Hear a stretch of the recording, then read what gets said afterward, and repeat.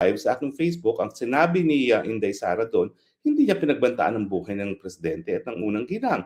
Ang sabi lang niya, pag may nangyari sa akin, i.e. pag may pumatay sa kanya, meron na rin siyang pinag-utusan na patayin yung mga nag-utos sa kanyang pagpapatay. Yan ba isang banta sa buhay? Yan ang isang habilin na kapag siya'y pinapatay, siguraduhin na magkakaroon ng katarungan ang pagpatay sa kanya. Ibig sabihin, conditioned.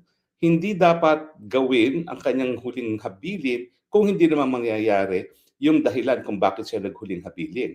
Na gagalaw lamang kung papapatay siya ng presidente at ng first lady. At ano naman ang sabi ng ating confidential informant? Na talagang ang bilin nitong si Marcos, wag na wag payagang maging presidente si VP Sara. Yan ang malinaw na order na pagpatay.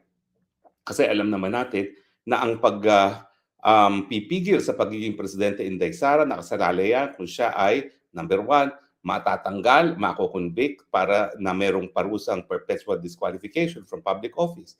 O di naman kaya permanent disability or kamatayan. Kaya ang sinasabi namin, naku Inday Sara, pagbutihin mo ang seguridad mo ngayon dahil ngayon ikaw talaga nangangalampag sa lahat ng mga survey at walang kalaban-laban ng kahit sino man sa'yo para magiging presidente dahil nga kinidnap nila si Tatay Digong at kinulong sa dahig na lalo pang naging dahilan kung bakit nangangalampag ka ngayon sa survey, baka nga gurgurin ka na.